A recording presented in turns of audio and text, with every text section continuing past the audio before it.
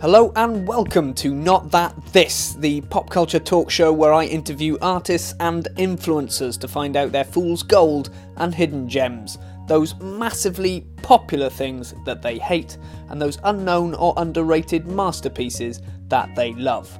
My name's Geraint Evans, and I think I'm bored of these name-based jokes now. So, this is episode 14. I want you to have a creative voice in this podcast.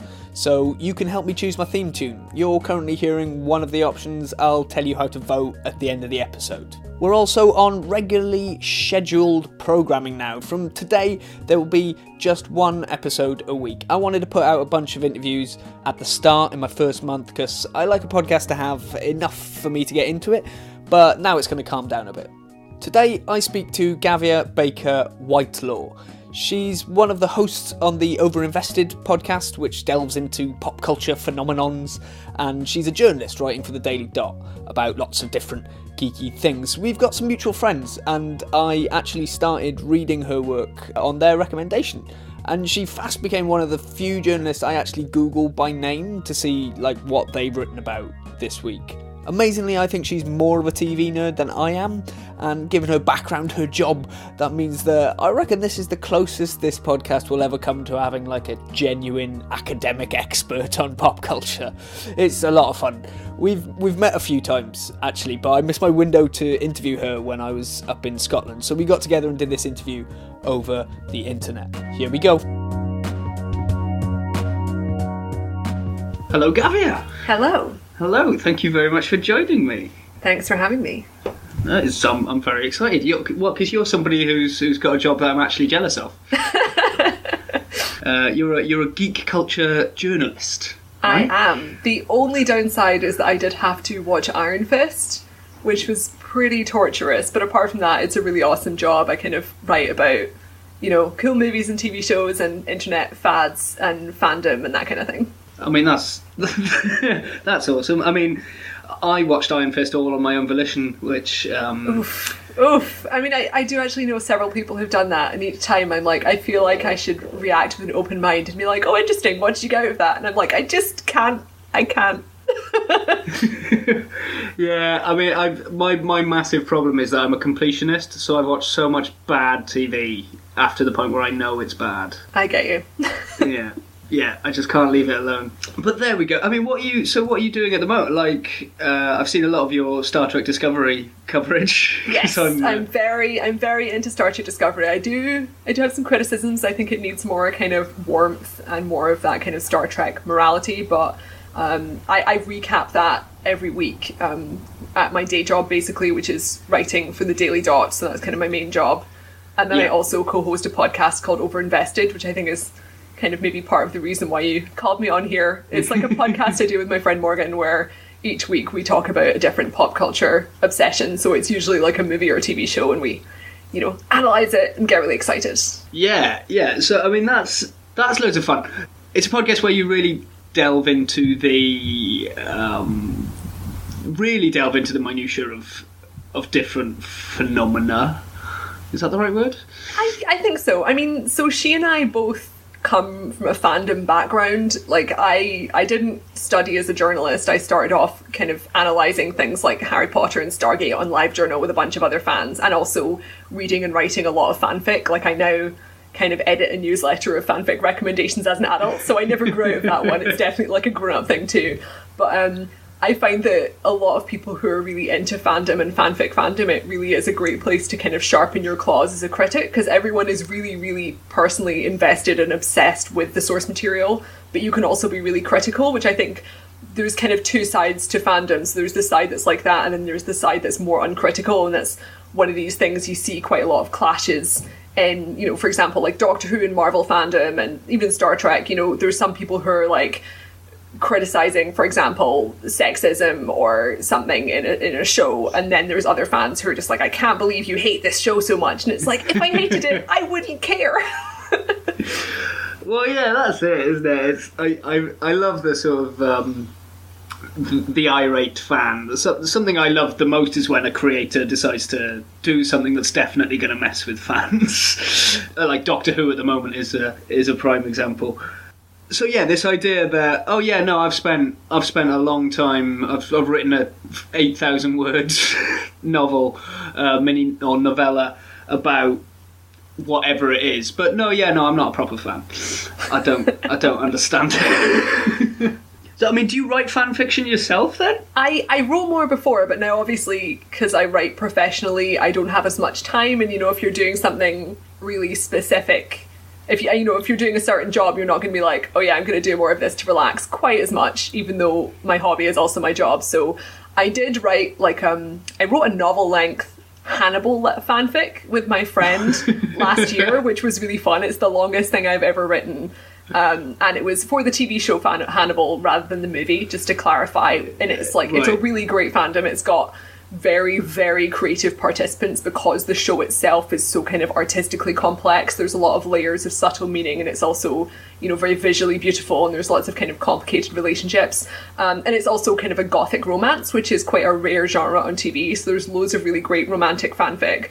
And my friend and I wrote one where it was like a crossover between Hannibal and Philip Pullman's His Dark Materials books. So it's in the same scenario of all the murders and investigations and gothic romance stuff. But everyone also has those animal companions, the demons from His Dark Materials.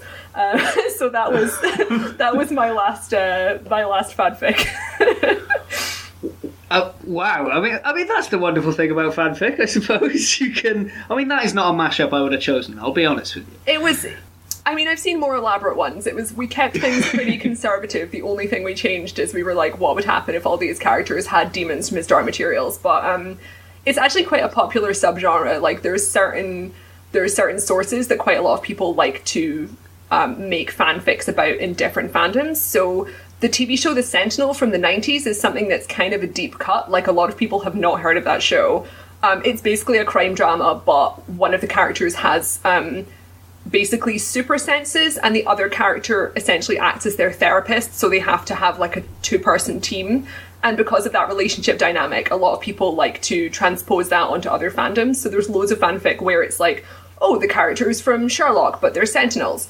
And the Philip Pullman books kind of inspired a similar phenomenon because people are really interested in this idea of having an animal that kind of acts as an avatar for your soul, kind of like the Hogwarts houses or something. And also, there's loads of kind of interesting emotional components. Yeah, I mean, it's I've never read His Dark Materials. Right, okay. I've seen the movie, which... That's terrible. I mean, the film isn't that bad, but the idea of watching the film and no. Yeah, you've not had any kind of experience for... Yeah, that's a no. Yeah, no, I've done that wrong. I've done fandom wrong there. Or fiction wrong. Actually, you're a geek culture journalist. This is something that I get really obsessed with, and I'd be interested in your thoughts, I suppose.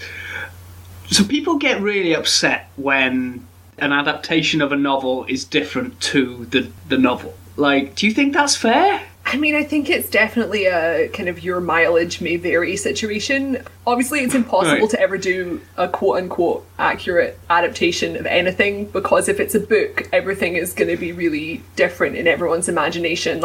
One of the things that people get really heated about is Harry Potter casting, the play where they cast where they cast Hermione with a black actress. Obviously, a lot of the objection to that is people who are just racist, but also it's people who are well, she's not black in the book, and if you want to be completely accurate, and it's they don't technically specify in the book the race of most of the characters. Obviously, they're strongly implied to be white, but it's there will be some people somewhere who always grew up thinking Hermione was black because of the way she was described and stuff. So I mean, that's kind of a rather politically complex example, but there's things like that where you just can't do it. And I think people need to chill a bit, but I do definitely understand when people are annoyed when there's a particularly bad adaptation. I think if someone doesn't understand the spirit of the source material, it is really frustrating. The Time Traveler's Wife movie, for example, I'm one of the many people who loved that book, and the film basically turned it into a bland romantic comedy or a bland romance, and it was just what's the point? This is a really intense kind of, and also time travel specific story, and they've really gutted it.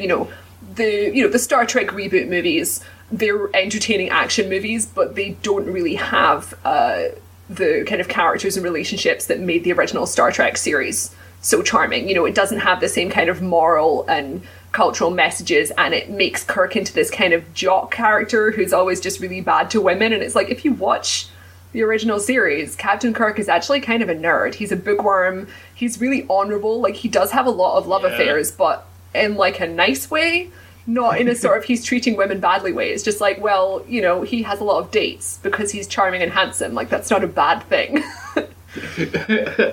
yeah. That's really true. I think people take what they want from something. Like, I saw you on Twitter, actually. You commented on like the sort of Rick and Morty-ness going on at the moment, which anybody coming out of that show and remaining sexist has completely misunderstood that show. Yeah, like, I don't actually watch Rick and Morty, and I'm probably not going to, but not because I think it's bad. Like, I mean, one of my colleagues, you know, was a big, well, several of my colleagues are big fans and write about it quite regularly, and I get the impression it's a good show, but it's one of these things where a certain contingent of the fandom is so toxic and also appears to have misinterpreted the show that it's got really weird, and a lot of the time that misinterpretation tends to go along the same lines. Like, the same thing happened with Mad Men and Breaking Bad. Obviously different kinds of shows, but it's the same thing where there's a protagonist who's presented as non-ideal figure. You know, specifically it's like, it's a white guy who's a huge asshole, and the whole point of the story is that he's an asshole and that's his own downfall. But because he's presented as a complex protagonist, people associate protagonist with hero, and they're like, well, he's so relatable and admirable, and you can just imagine the people who are writing the show being like, that's not what we meant. Yeah, absolutely not. I mean, that's something I do really admire Dan Harmon for, is that he actually came out and slated off his own fan base for behaving in the way that they were doing, which is a brave thing for a showrunner to do, I think. But yeah. All right, okay. So let's get off the internet. Let's get into the meat of what we're here for. So, Gavia, what is your fool's gold? What's out there that you absolutely hate that is really, really popular? Right. So I thought about this a lot, because initially I thought that this was something that I was going to be completely erasing from the pop culture landscape, and I really had moral qualms, because I was like, I don't want to get rid of this TV show because, you know, one of my colleagues' livelihoods depends on it, and like, it does have some good parts, and I really don't want to be that mean. But then it turned out I just had to find something that I think is overrated, and that is Game of Thrones. Oh wow! Okay, all right. So I mean, I'll be honest. I'm a fan of Game of Thrones. I thought there was a reasonably good chance, because most people are fans of Game of Thrones. Game of Thrones is weird, right? Because it's like it's in the zeitgeist. But actually, if you look at TV ratings, it's not huge. Like, I've met people who don't know what that is even now. Yeah, that is something I've kind of come to realise. Kind of in the past few years, when I've kind of shifted more into TV criticism, is that there are certain TV shows that get massively disproportionate attention, and it rarely has much to do with ratings, because like, if you're looking at the shows with the biggest ratings in America, it's like NCIS and random sitcoms, and like, we've heard of Big Bang Theory, but sometimes it's like a sitcom that's exclusively watched by dads, and it's like, what is this shitty sitcom that like no one's heard of? But obviously millions of people have. And it's not even necessarily the really highbrow shows that get the most attention. It's just like certain shows, and sometimes it's literally because they've got a really good PR team, and sometimes it's because it's like grabbed the zeitgeist in some way. And Game of Thrones, you can understand why it's got this much attention. Oh yeah. Yeah, but I think because like, it's so popular and it's got so much attention, people think it's so much better than it actually is. Like, essentially it's a meandering kind of soap opera, but while I did think I watched the first few seasons, and I watched most of the most recent season 7, for work, so we could kind of do a work podcast about it. And the first few seasons I was like, this is entertaining but flawed, and like, I would just watch it and skip the storylines of the people I didn't really care about, because I wasn't super into it. I realise it's bad, but like, I just don't care about Jon Snow at all. But then the most recent season, I was just like, it's just so poorly written. So it's like, qualitatively, it's definitely gone downhill. But like, in terms of my general reason why I picked this one, people kind of mistake the really high production values and award nominations for actual quality, and I really don't think it's a good TV show, like, in general. I think it's very beautiful to look at. Some of the actors are good, it's unlike other shows on television because no one else has the budget to make a show that actually has like live dragons. Because I'm pretty sure the dragons are real, which is part of the reason I tuned in the first place. I was like, if there's a show with actual dragons, sign me up. But it's really not. It's not great, and you know, structurally, there's nothing there because the books are written like history books. I haven't read them, FYI, but like the story is following kind of a historical narrative rather than being a structured story. Like, there's no way that you can really see it concluding satisfyingly, and it's also extremely exploitative. Like, there's so much sexual violence, which has, you know, been a big part of the conversation around the show since it started. Like, the hiring practices behind the scenes, they don't hire female directors or writers. Narratively, there's a lot of, like, racist subtext, and the fact that it's so kind of highly respected and other kind of, like, media products either get overlooked or are kind of seen as, other TV shows are kind of expected to like live up to, I guess, the standards of Game of Thrones. So there's like a glut of like really hyper-violent, sexualized TV shows, and it's just like, Yeah. I'm fine with adult rated, but like maybe make it good. Yeah, that's it. I mean, like, the sexual violence and like even their gory scenes, I think this applies to as well, like the creative ways they get to kill people. Some of that is in the books, or you can read it in there, if you know what I mean, if you choose to. But with the TV show, I feel like what they did was they adapted some of it. They used some sex just to get exposition in, right? But then it feels like every year they've felt like they've needed to top themselves. And it just gets really, really gratuitous. Yeah. Like, well, when I was watching fast. the most recent season, there was just so many... Because I was watching with my housemate who had, like, just doesn't like any kind of violent stuff at all. Whereas I'm very into Hannibal, which is, like, extraordinarily gory for a network television and is very kind of imaginative and operatic about all the violence. And it's interesting to see kind of the comparison, because in Game of Thrones, there's a lot of kind of extreme violence and mutilation and torture, but there's no kind of real like positive emotions to balance it out. And because there's so few characters who are kind of the moral center of the show, it's just this kind of race to the bottom, and it, like you said, like, it does seem like they're kind of in a competition with themselves to have more extreme material, but it's very hard for me to see why they're doing that, because the pure shock factor is just like, what's the point to me? Absolutely. Like, and I think actually going back to what we sort of talked about a little bit at the start in sort of adaptations from book to screen, there's a scene in, I don't know, one of the last few seasons where in the show it looks like Jaime Lannister rapes his sister. I mean, that is the reading. You can't. It's hard to read that scene. Yeah, I remember as you that, see because I remember writing about that at work, and there was a really weird situation with the writers and director of the episode. So the writer was one of the showrunners, I believe, and the writer and director didn't agree on whether it was a rape scene or not. So one of them was like, I think it's consensual, and the other one was like, it's a rape. And the fact that these two people hadn't had a conversation about that in this incredibly sensitive scene after like years of public conversation about rape and sexual violence in the show was just like, you didn't discuss this? And it really doesn't say good things about their kind of creative attitude. There was also, like, this was after I stopped watching, but they inserted a rape scene with Sansa Stark. And that was why it was like, it's just, obviously, better people than I have like written about this from a more knowledgeable perspective. But like, it rang so false to me kind of in the most recent season when I saw kind of fans being like, well, they've definitely, picked up on the criticism. And also, if you notice, there's so many strong female characters now, like all of the leaders of the kingdoms are all women now. And I was like, that's true. But if there are any women left in the main cast who have like not been raped, is it just because you've like run out? This is kind of a downer of an episode. I hope I'm not like put off too many people by having this like long kind of rant about sexual violence. But it's like, just don't put less of it in your TV shows. Well, yeah, absolutely. And I mean, actually, the Sansa Stark example is another great example of like, because the character who rapes her does do horrific rapes to someone else in the book. But it's not Sansa, and Sansa's arc is basically destroyed by that happening to her. That's like the point of her is learning how to be in this world and become someone genuinely quite scary and fearsome. And it really undermines that when you like, oh no, we'll just swap this sort of no-name character from the book with her. It's... Yeah, I mean, I really felt that about Jamie in that previous scene we were talking about, because, I mean, after that I'd stopped watching anyway, but it was like, I really like Jamie as a character. And from what my friends tell me, the show essentially kind of wanted you to just like forget that happened. And I think for a lot of viewers, it's just like, you can't get past that for obvious reasons.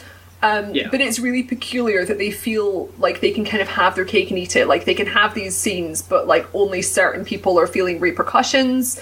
And it's, it feels like you shouldn't be able to kind of put Jaime Lannister directly back into the same status he had before, even though obviously no one's like, oh, he's a great guy, because like everyone else in the show, he's like a colossal murderer. But it's kind of a different situation, and it just feels quite thoughtless and kind of poor engagement with the way that they're trying to kind of develop these characters in long-form storytelling. Like, they have a very rare opportunity with the show, and I think the showrunners are fantastically good at getting together a good creative team in terms of, all the visual effects and the casting and so on. But when it comes to actually writing original material, it sounds like in a lot of cases they've actually like made the books worse. And now they've got to the point where they're having to write it more independently without source material to work from. It's really kind of floundering. Oh, well, that's interesting, right? Because my perspective on this series, which is not a popular one, or, like this maybe being a little bit contrary, but I think this show is, like, from a qualitative level, like, if you look at the writing, if you look, it is definitely worse. But I think they're making better TV. In season 7, I was just like, it was very kind of repetitive. Not that much was happening. No. But like, they just had these very long episodes where they were kind of elongating scenes to get towards the goal of the finale without much kind of meaningful character development, and it felt like a lot of build up that they could have skipped. But also kind of the dialogue was just it wasn't very good. There was a scene I was watching with my friend where like Sansa is sitting kind of under the tree having a meaningful conversation about her feelings, and there was a line that was so predictable that my friend just said the line before she said it, because it was just such a cliche kind of thing. And I was just like, oh, that's maybe not a great sign. But yeah, I'm probably not going to watch the showrunner's next show, which is this kind of Confederate thing. But it seems I'm not tremendously optimistic both about their politics there, because of the politics of the show and the general concept they've got for this, which is kind of it's like a Confederate alternate history thing. It sounds like it's potentially going to be pretty racist. But the fact that, from my perspective, I think Game of Thrones kind of goes off the rails once they're given complete creative control of the narrative. It doesn't seem like they're super good. And one of these things that I think a lot of people who are not really into behind the scenes stuff, they don't necessarily know, is that the showrunners of Game of Thrones basically hadn't done anything before this show, which is extremely unusual. Obviously they'd done like a little bit of TV work, but they had never run a TV show before. And usually what happens in the world of television is that, you have to have like a good decade of career behind you before you're in charge. You start off as like a script editor or something, you maybe get work on something like, a soap opera or a crime procedural drama, you become part of a writer's room, when meanwhile you're kind of pitching your own TV series, which is like the traditional career path. Sometimes people get lucky and they manage to get their own TV series in the air without going through the earlier stages, but it's usually something relatively low budget and something that a TV channel can be sure will be like relatively low risk, right? Yeah. The idea of getting a show on the scale of Game of Thrones without being a really famous person is basically unheard of, and it's kind of, it's, to a certain extent, it does make me feel kind of bad for especially like women and people of colour who find it really hard to get any kind of work in TV writing at all. Never mind being a showrunner. And it's just like, I think basically they were just really good at meetings, and they were very good at kind of negotiating with George R. R. Martin, the author of the books, to kind of get this job. And I feel like if it had gone through more of kind of a traditional like selection process, they might have found better people to be in charge of the show. Like, not that Game of Thrones isn't very good in some aspects, but their hiring practices have not been great, and they've got a lot of problems as writers specifically rather than producers. And so maybe someone with more experience might have done like a better job with that, or someone with a different cultural background. Well, yeah, I mean, it. Just anyone with a different cultural background might be nice. Yeah, involved in some capacity. I think the point specifically where I stopped watching was, I guess it was like the season 4 or 5 finale where like Daenerys, she like frees a bunch of slaves and they like lift her aloft, and there's just this really big panning shot of like this kind of blonde white lady being like lifted up by all these black people who are like, "You're my hero," and I was just like, it's making me feel so uncomfortable, like I can't watch this show anymore. And it was like, it's fascinating because I'm pretty sure that, like, I haven't read the books, but from what I've heard, kind of the slaves are just meant to be like, you know, they're like international kind of taken by whatever country that's from. But the mindset of the show's creators were like, this is what slaves look like, so that's what they made the slaves look like. And then they've got this like really weird kind of subtext that's very uncomfortable and like poorly thought out, and it just kind of is maintained throughout the future of the show because those are the characters they've introduced then, so that's kind of the slaves for the next like 4 seasons. Yeah, it's one of those things where it's like, you know, if you pull out and you look at it and you go, maybe that was fine, and then you just, all you have to do is think for a moment that, oh no, someone made a decision there. Like, this isn't just art I'm consuming from the ether. Like, there were humans that went, what do slaves look like? Which is, yeah, it's just very uncomfortable as an idea. So is that your some criticism with Game of Thrones? Like, is there like beyond its entire production and what it shows and what it depicts, anything else? Oh, I guess, I mean, I kind of touched on this a bit before, but basically kind of its cultural influence, like the fact that other TV channels are very openly attempting to find, like, quote unquote, the next Game of Thrones. So HBO's kind of next attempt is Westworld, which I actually liked more. I thought, you know, not to, like, you know, repeat myself too much, but like the first episode was very much falling into that kind of exploitative, like loads and loads of like gratuitous nudity kind of thing, and I was just like, oh no, again. But I feel like Westworld actually is a lot better written. They've thought through the characters a lot more, and because they're not working from this rather meandering source material, the plot's a lot tighter and they're able to kind of foreshadow stuff in a more intelligent way. But on the whole, there are a lot of shows that are trying to like appeal to the same audience as Game of Thrones.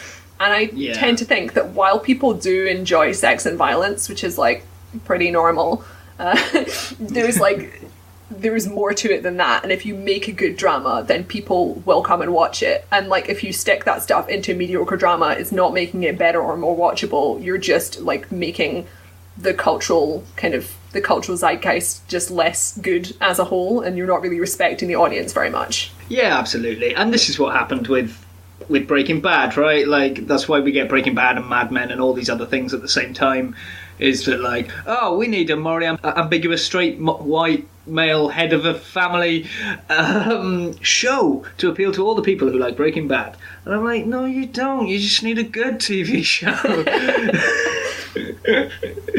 Not that, I mean, you know, Breaking Bad and Mad Men I quite enjoy, but, well, yeah, I don't think you need to try and recreate the parts, like the individual elements. Yeah, I mean, the thing is, the quality is the question, you know. Yeah. And it's usually coming from somewhere unexpected, which is kind of, that's the way how movies, like TV always works, is that there'll be something which really sparks off a lot of interest and kind of critical acclaim, and then everyone will try to copy it, and it's like, actually, the next thing that sparks off interest and critical acclaim is going to be something else original.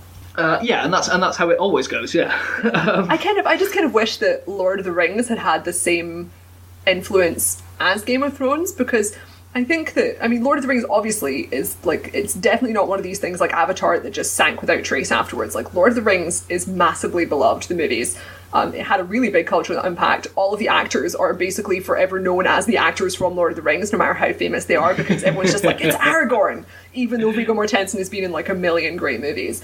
But like, for some reason, it didn't really lead to that sort of massive wave of copycats. Like, I feel like probably there was like more fantasy movies perhaps after that, and obviously from a kind of technical perspective, the people who worked on Lord of the Rings invented a load of really cool filmmaking techniques, but it didn't really lead to the same kind of, you know, you didn't see like, oh, there's going to be loads of like poetic historical epics with like really emotional storylines. Like, that just never happened.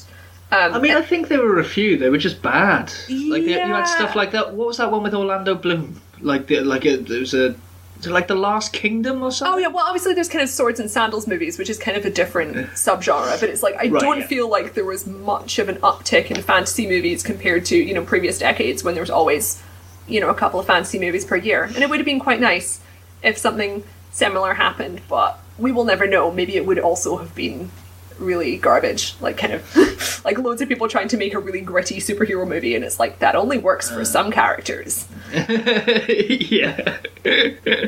Why hasn't Superman washed his suit? I mean, this is quite interesting because I find this sometimes where, so with Game of Thrones, for example, like I am a fan of this show, but there's literally nothing in your criticism of it that I can argue against. I'm like totally on board. I think sometimes you switch your fan brain on, if you know what I mean. Yeah. You're just like, I'm invested in this. I'm in. Because this happened to me with football. Kate Copstick was talking about football, and she didn't like it. But like all her criticisms, I'm on board with. I was like, yeah, I know, it's awful, but it's great. I mean, so yeah, I'm on board. Let's. I mean, even if this was a show about deleting stuff from the pop culture history, I'd probably allow you to do that to Game of Thrones. Not A Song of Ice and Fire. I think the books are very, like, they are more worthy. But Game of Thrones, the TV show, yeah. Alright, so let's talk about something a bit happier, which is your hidden gem. Yes. Like what's out there that nobody knows about, it's underrated, that you love. Yes. It is actually somewhat thematically linked to Game of Thrones, and part of the reason why I cannot completely erase Game of Thrones from the pop culture landscape is because I have a sneaking suspicion that my second pick is actually we can partly thank the popularity of Game of Thrones for the reason why this TV show exists. Okay. Do you know the TV show Black Sails? I watched some of the first season of Black Sails and I couldn't get into it. Right, so when Black Sails kind of debuted its initial trailer in like 2014 or something, it's a trailer for a historical pirate drama. It's set in the Bahamas around the same time as Treasure Island, so the early 18th century. And you know, it features a couple of historical figures and mostly original characters. And the trailer is like, there's like a bunch of like unwashed white guys with beards like slashing each other with swords, and then there's just like loads of like naked women, and it's just like it's gonna be like a really great pirate drama. And also there's some lesbian sex scenes in there as well. And I was like, I remember watching the trailer and being like, this looks so fucking exploitative. I'm never gonna watch this. And then shortly after the finale aired of the 4th season, which is, it lasts for 4 seasons this year, a bunch of my friends online seemed to be very, very into this show. And I was like, this is weird, because I remember how bad the trailer was. And then I discovered that this show went through like a really fascinating transformation. And it is, in my opinion, as a TV critic, it's basically the best TV show I've seen alongside Hannibal, like artistically, politically, in terms of narrative complexity. It's certainly the most well-written in terms of structure. Wow. It is unbelievably good. And while it is high budget enough to be completely believable as, you know, like have completely believable ship battles and all this stuff, like it looks absolutely gorgeous. Even though it must have enough viewers to like support quite high budget, no one's heard of it. Like it aired on the American TV channel Stars, which is one of these you have to pay to subscribe, so it's like HBO. Like currently the big show that's on there is American Gods, and before that it was Spartacus. So like it's a channel that's kind of known for these adult rated shows with like quite a lot of violence, you know, things like Outlander and Spartacus. And what happened is that the first season kind of does live up to what you think from the trailer, you know. There's a lot of kind of sex and violence, and it's not like super complex. There's like definitely the kernels of the good stuff is in there, and there's a lot of female characters, and while there is like some sexual violence, it's not kind of in the same, like it's really horrifying, but like it kind of gets explained later. But then like a switch had flipped at the beginning of season 2, every single thing in season 1 starts to be not erased from it, but like explained. They find a way to build on it. And from then on, all of the sexism basically vanishes. And it just becomes like so intelligent. It's essentially, it's like a queer anti-colonialist, anti-capitalist revolutionary story. And it's so incredible. So just to tell you the premise of Black Sails, the main character is a pirate captain whose name's Captain Flint. And this is like a very obscure captain like character from the background of Treasure Island. He's like mentioned as Long John Silver's old captain who's dead by the time the book happens. So like it's kind of a tie-in with Treasure Island, but it's written in this really interesting way where once you've watched the show and you kind of read interviews with the showrunners, it's essentially about the way that we view history from the present day. So it's looking at the stories of people who don't get talked about in history books, and it kind of views Treasure Island as a historical text that's written to be suitable for children. So that's why Treasure Island is quite cheesy, and that's why it, like, quote-unquote misinterprets certain parts of the show. So many of the main characters are people who would not be treated fairly by history. So, like, queer people, like, about half of the main characters are queer. Like, there's, by the end of the series, there's, like, this whole storyline that's all about escaped slaves and slave revolts. And the overarching villain of the series is the British Empire and basically the concept of civilization in general. So, like, when you're watching season 1 the first time, you're like, okay, like, there's some really great action scenes here and the acting's very good. And the writing for, like, speeches is very good. So the main character, this pirate captain, gets to give these very impressive speeches when he's kind of manipulating his crew to do what he wants, you know, because he has, like, very specific goals, like, as a leader.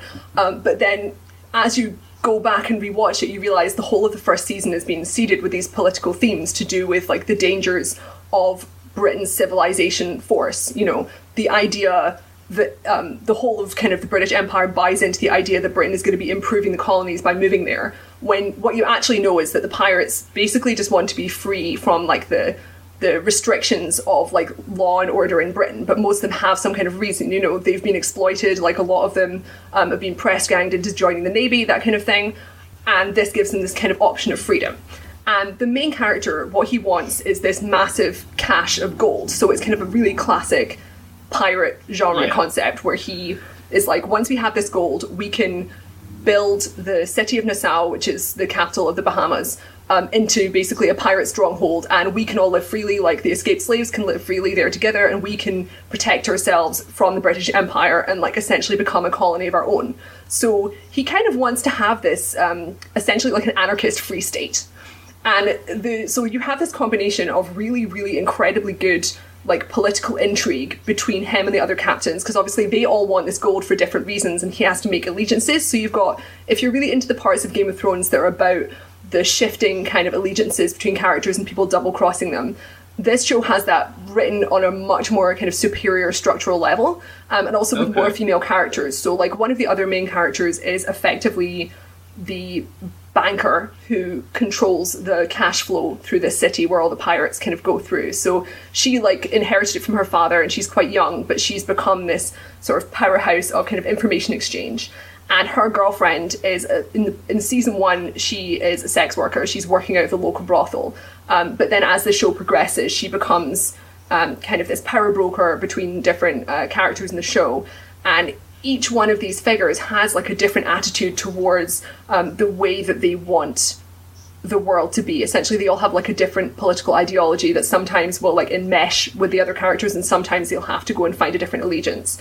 And while it does have, like, so much, it has, like, loads of violence that's very kind of well filmed, like loads of really great fight scenes, but it's never gratuitous. I think there's like 3 scenes in the entire 4 seasons that kind of reach the level of violence that you see on something like Game of Thrones, and the impact is so extreme that it's incredibly memorable, and it's also very emotionally intense because they select those moments for, like, a very specific narrative purpose. So it's very kind of effective in that sense.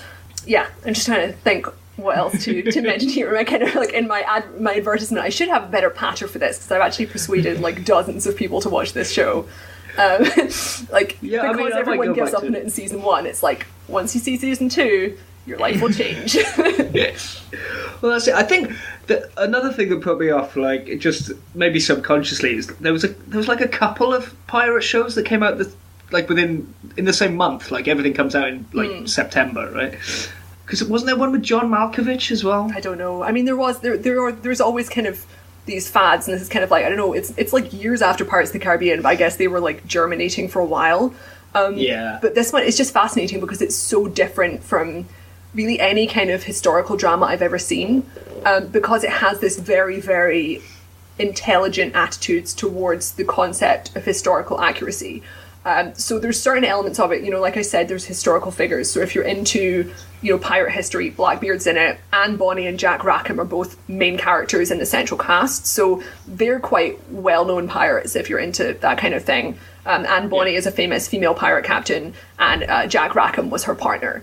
And they're in the show, they're like very kind of entertaining, but they don't bear like that much resemblance towards the historical figures, because the showrunners are intentionally kind of reinterpreting stuff to kind of look at the way that modern eyes would look back on that, and to see the way that people would be kind of structuring their own image around themselves during that historical period. So one of the kind of ongoing themes is that the pirate's strength is not necessarily physical, right? And that's something that the main character, Captain Flint, really, really knows. He understands that the way to be an effective leader of men is to have a really terrifying image. So, like, if people fear the name Captain Flint, it doesn't actually matter what you do. And that kind of carries over to even the kind of background pirate ships, By flying the flag, it kind of signals to merchants, like, watch out, when we are boarding your ship, just give up and don't bother fighting. So like even just having the flag is enough. So it's like graphic design is like an important aspect of being a pirate. If you've got like a well-designed, intimidating flag, it's going to be really effective.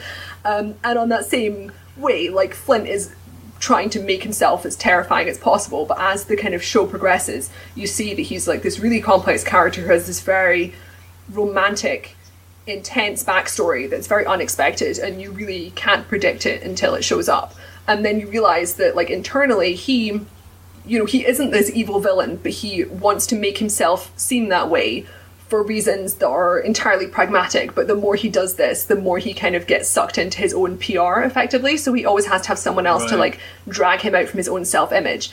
And in a similar vein, like, Jack Rackham, he's not a good fighter, but he's very good at talking. So he's kind of obsessed with, he really makes an effort as a kind of, I guess, like as a kind of manoeuvring people a bit like a con artist to try and make his name famous, but it's never quite as successful. Whereas Anne Bonny, we know as viewers, eventually becomes really famous, but at this point she's just like doing whatever she wants.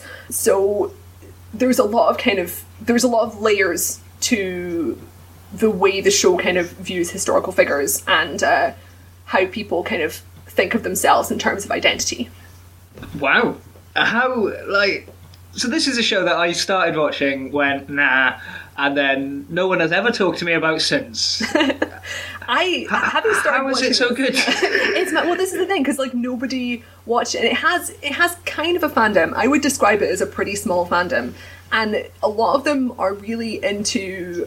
They write a lot of fanfic for a romantic pairing that I really don't get. Like it's not like canonical within the show, but it's also like I don't really understand it because the two characters have a very intensive relationship, but I don't really see it as romantic. And also one of them has what I would describe as the most romantic arc in the entire show with someone else. So I'm a bit baffled, and also sometimes when I look up the posts that were being posted during the time of Black Sails, I'm a bit mystified because they seem like bad. Not to insult all of like Black Sails fans, because I've made a bunch of Black Sails fans since, but I think maybe the fandom just didn't catch on at the right point for it to have that kind of massive upswell of support, and because it didn't have any media attention, because I think the pilot just didn't grab the attention of serious TV critics, it just kind of fell by the wayside.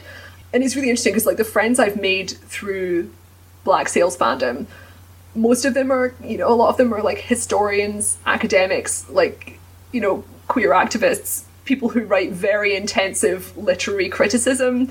All of them are like women in their 20s and 30s. And people get very, very analytical about it. And as someone who really likes to analyze TV and movies, it's by far like the most rewarding example I can think of, like apart from maybe Hannibal, because there is so much material to work with, and it's not something like, Game of Thrones or Star Trek, where part of the analysis is like, oh, here's this flawed thing that we can explain through our own kind of thought processes. Everything you're analysing is intentional and very complex and intentionally ambiguous. Like there's several major plot points that happen through the show where there is no right answer to the question, which I think is something that a lot of people do find very frustrating for understandable reasons. But it's also so rare to see that in TV, where they're like, we're just trusting the audience to interpret this in whichever way you like. And that also kind of plays into the sexuality of the characters, because there are many characters who have, relationships with people of the same sex, but the show is not set during the present day era. So there's no kind of cliched scenes where people are coming out or people are kind of talking about their sexuality in a modern means. And I'm completely fine with that happening like in historical dramas, you know, because there's so little representation of TV. Like it's perfectly fine if someone in Downton Abbey has like a modern seeming conversation about their sexuality, but it's really interesting to watch that in this show because most of these characters are pirates, they don't have very many moral qualms about being gay or bisexual, but they don't identify themselves specifically as like, oh, I'm only interested in women or something like that. So it's just not something I've seen on TV before, and they're very thoughtful about the way they portray that. And also they're thoughtful about, they don't make it kind of idealized. They're like, look, in this context, they can live the lives they want. But then, you know, one of these characters ends up kind of spending a lot of time with this very powerful, like, English military leader, and suddenly you realise, oh, she's in the closet now. Even though that's not really a concept, you realise, oh, she can, like, never mention this whole aspect that's been from the previous 3 seasons of the show anytime she's spending time with this guy. So, yeah, it's just extremely thoughtful kind of in that context as well. I mean, this sounds brilliant. It is really good. The problem is that I really do think that you have to watch the first season, and I would not describe the first season as bad. I actually found it really rewarding to watch, but you can skip, you know, there's like a rape scene which you can skip, and you can skip parts that you don't find particularly interesting, but you have to get through like 8 episodes of not that great, and then you get to watch season 2, which instantly like launches into the best TV show you've ever seen. But sometimes that's kind of a hard sell. But one of my friends started watching halfway through season 2, which is where kind of the very best episodes are. And she was like, oh yeah, this is pretty good. But then she didn't understand the arc of the protagonist at all. So she just thinks that he's like this mean guy who kills a lot of people. And I'm like, this is the best hero I've ever seen in my entire life.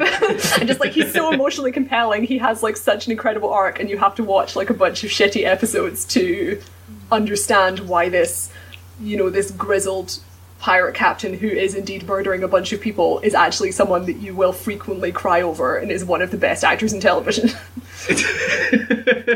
He's played by Toby Stephens, by the way, who is he's an English dramatic actor. He's Maggie Smith's son, and he has like about 5 times as many facial muscles as any other actor I've seen. Like the kind of tiny eye twitches he can do that display some really complex emotion is just like unbelievable.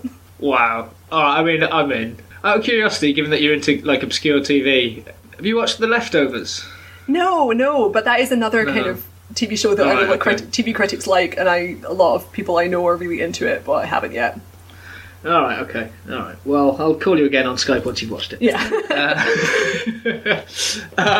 Alright, cool. So so we've got some quick fire questions now. Some people are quick fire, some people aren't. That's the way it works. It's just going to be like your favourite and your least favourite kinds of thing. Okay. Okay, as in mediums and genres within pop culture, not just any random. Like, it's not like what's your favourite chair or anything. Okay. So, what is your favourite TV show? Black Sails. What is your least favourite TV show? Inhumans. Although I did only watch the first episode. Oh, I've still not. Marvel's Inhumans, which is incompetent on every possible level, and not in an entertaining way, because I do really enjoy, you know, the occasional so bad it's good thing, like The Room. Inhumans is just, I felt like I was being personally insulted every second I was watching it. Yeah, I mean, I've not mustered up the courage to put it on yet, to be honest. It's a show so bad that even the giant teleporting dog is not good, and surely a giant teleporting dog should be, like, at least fun. Yeah, you'd think. But having seen the trailer, not a lot of that show looks fun. So what's your favourite movie? Oh god. That's impossible. My favourite movie that I've seen in the calendar year of 2017 is The Shape of Water by Guillermo del Toro. Okay. Which is his new movie about a woman who falls in love with an amphibian man in a tank. Brilliant. It's sublime. Okay. But I can't think of a general... If you'd asked me like 10 years ago, I would have said Velvet Goldmine, which is it's a kind of indie film about glam rock, and it stars, you know, young Ewan McGregor and young Jonathan Rhys-Meyers and young Christian Bale, and it's directed by Todd Haynes, who directed Carol, which is a very kind of popular romance movie that came out a couple of years ago. It's just this really kind of artistically accomplished story about the rise and fall of this David Bowie style rock star and how he kind of constructs his public image as a celebrity. That sounds cool. I've not seen it. I'm gonna. Really good music. Least favourite movie? That's also really hard. Trying to think of like movies I've seen that are just really just appalling. It's quite hard because I just came back from the London Film Festival, so I've seen like 10 movies in the last week, and it's very hard for me to look past that chronologically. God. Yeah, that's too hard for me. I mean, I've seen some bad movies, like, I mean, maybe Avatar? Yeah, that's a bad movie. I'll take that as an answer. Yeah, like, Avatar is really fascinating because, like, my friend and I rewatched it so we could record an episode of our podcast about it and what we did is, like, famously no one can remember what happens in Avatar, so we recorded a mini, like, 5-minute podcast where we were trying to remember what happens in Avatar, and then we rewatched it and came back and, like, did the actual review. And we kind of got the basic concept. We forgot some characters because they were very forgettable. But there's a lot of, like, really, really astoundingly shitty aspects of that movie which we didn't remember. And one of them is that James Cameron made sure that all of the CGI alien women were just wearing a thong in every scene. And they're always topless. And it's like, I didn't remember that, but when you rewatch it, you're like, holy shit. And then I looked up an interview with him, and he did an interview with Playboy where he was like, yeah, the first thing I said to my CGI techs is they've got to have tits. And it was like, what? I'm sorry? What did you just say? Yeah, that was like, he literally used that word. And I was like astonished. Because it's like, you know, and it's really obvious when you see pictures now that it's like, they programmed this special CGI thing to make sure that like the female lead's necklace was like always covering her nipples so she'd still have a PG-13 rating for the cinematic release. And it's just like, James Cameron, you're a monster. You spent more time thinking about this than thinking up a word to replace the word unobtainium. Oh my god. I know. That is horrific. All my heroes are falling. Well, he's making 4 more Avatar movies, so maybe he'll correct some of those problems, but I don't think so. Yeah, it doesn't sound likely, does it? Alright, what's your favourite superhero? Black Panther. Nice. I love. He's the only superhero where I've read all of his comics. Oh, really? Yeah, I really love Black Panther, and I'm really excited for the new movie. Yeah, I'm looking forward to that. But I am generally, my feeling about Marvel movies now is excited but scared. So this is like this and Thor Ragnarok are the two that I'm genuinely just really optimistic about, because I think the directors are great and the trailers look so much more interesting than the general like Marvel Studios. You know, they all look quite samey. But the director they've got for Black Panther, they've given him like an unusual amount of creative control, I think, and it looks like it's going to be a lot more kind of politically interesting than the other Marvel movies. You know. You can basically nap through Ant-Man and you will not have, like, missed out on much. No, I mean, all you need to know about Ant-Man is that he is in Civil War. And, to be honest, you can skip everything but that fight scene in Civil War. Who's your least favourite superhero? That's actually really tricky, because I'm very into superheroes. I do a lot of superhero kind of movie coverage. Okay, so I feel like the one that has the most negative impact is probably Punisher, but I wouldn't want to go on record saying I don't like Punisher the character. Like, I actually think that some of his comics are really interesting.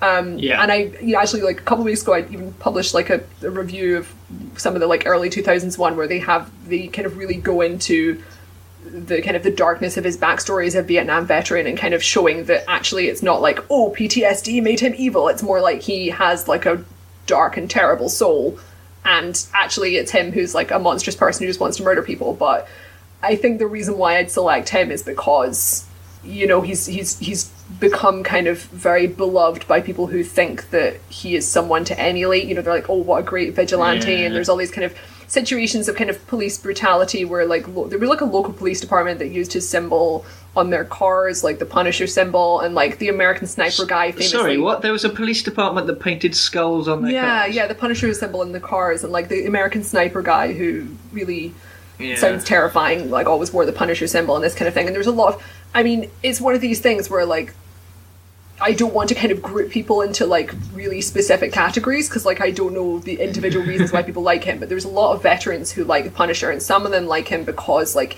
he's this really explicit kind of veteran character who clearly does have PTSD, and they do deal with that like in a complex way in the comics. And some people like him because they really like the idea of, basically like shooting people to get rid of a problem. And that's the reason why the TV show, the new one's going to be so dicey, because it's like, there's a lot of mass shootings and your protagonist is a mass shooter, and it might end up in one of these Rick and Morty situations where a bunch of people watch the show and are like, yeah, he's awesome. And it's like, don't think that's the message you're trying to send. No, yeah. Alright, okay. Actually, because it's you, and I know you're a bit of a Trekkie, just for my own records, what's your favourite series of Star Trek? I love this question, and I hate it, because I love Deep Space Nine and the original series both so much, but it's really hard to pick because they come from such different periods of TV, and they are so different. Like, the original series is so charming and funny, and I love the characters, and I love, all of the kind of tie-in novels and fanfic people have written about them, and they're so kind of emotionally compelling. But it's 1960s TV show. It's like a 1960s show, so it's, it's really silly. And it's all, the production values are, often really poor and that kind of thing.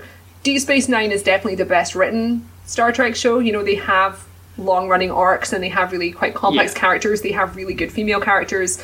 Obviously Voyager does too, but it's a lot kind of patchier in terms of quality. And I think Deep Space Nine is the only Star Trek show where I just like passionately love every single character.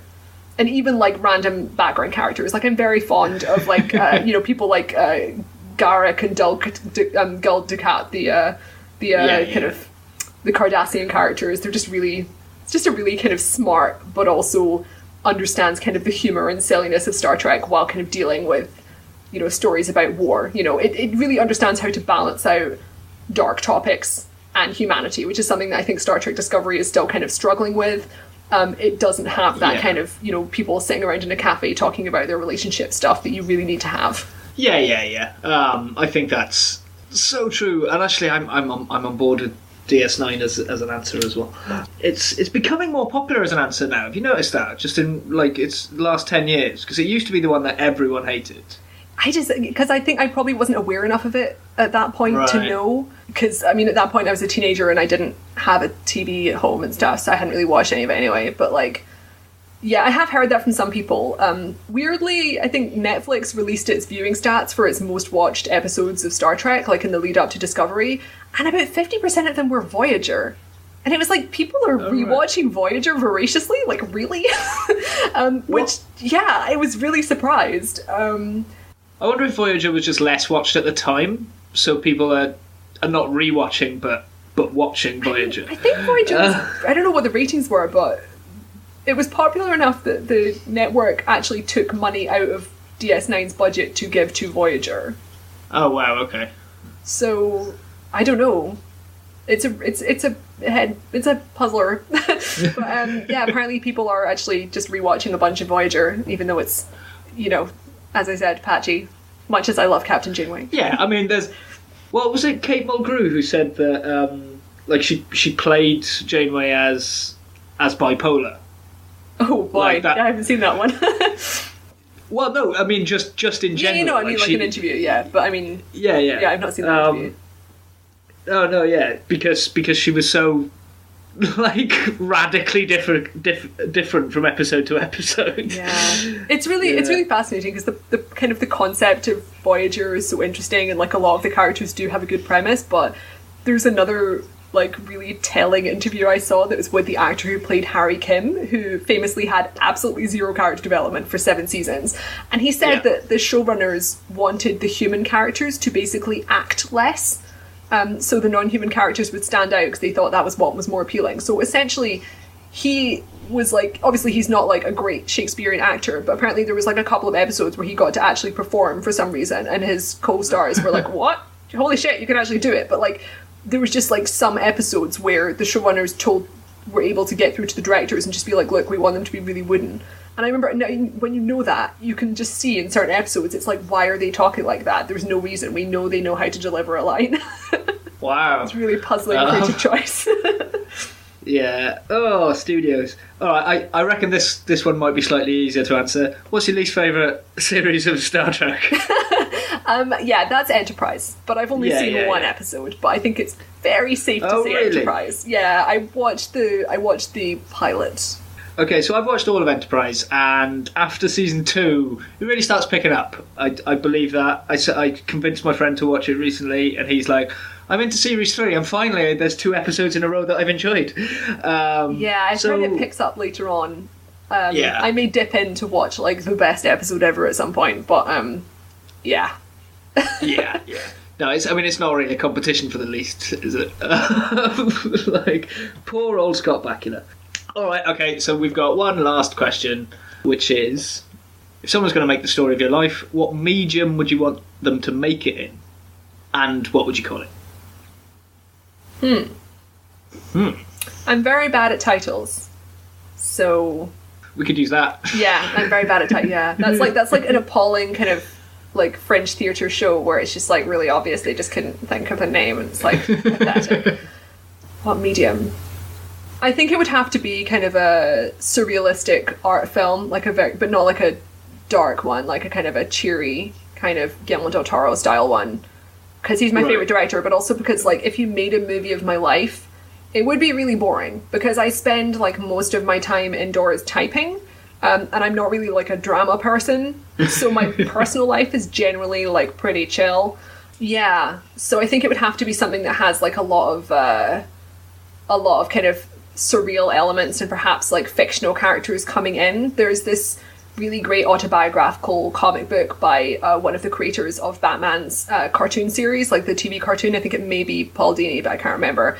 And he basically wrote an autobiographical graphic novel that is about him dealing with PTSD after being mugged, and it really changed his life. And after he was mugged, he kind of spoke to Batman and the Joker in his head, and he got permission from DC Comics to do an autobiographical book that was like him talking about his issues with Batman and the Joker. It's a really, really great graphic novel.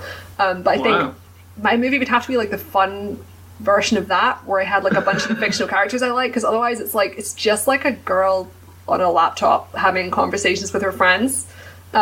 Which you never know. There's time yet. I feel like there's quite a lot of kind of like nerdy guy filmmakers that think that it's really great to like have a movie where the characters are relatable because they're having a kind of Kevin Smith style conversation about who their favorite Superman actor is, and it's like, actually, I don't want to fall into that trap of making my movie like that. So it'd be really cool in that way. Some fantasy stuff. Okay, great, fantastic. Good costumes would be my specification. Good costumes.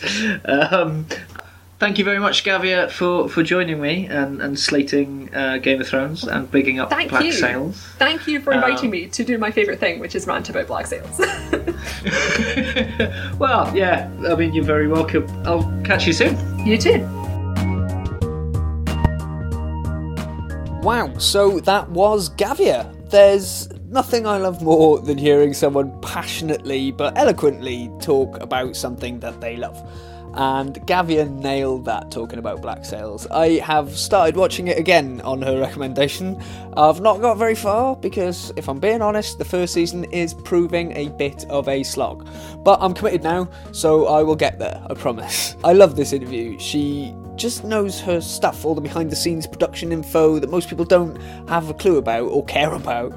And I've got a lot of friends who don't really engage with TV in the same way as I do, so this really scratched an itch for me.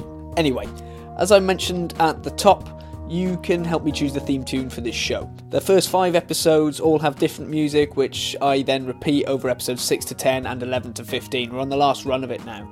There are 3 ways that you can vote. You can make a donation to the podcast at thatthispod.com and make a comment on that. You can review the show on iTunes or Apple Podcasts or Stitcher, or you can share the podcast on social media, tagging me in at thatthispod, so that I know which episode you want. I've got a little code for you. In the comment on your donation or in the review or share of the show, just include the word Ocelot for the music's in 1, 6 and 11, Tiger 2, 7 and 12, Thrush 3, 8 and 13, Fox, that's this one, 4, 9 and 14, and Falcon for episodes 5, 10 and 15. Be as creative as you like with that, and I'll get together, I'll tally them all up, and whatever you decide, that'll be my theme music, that'll be it. Of course, if you've got anything else to say, you're welcome to email me. The email address is geraint@thatthispod.com.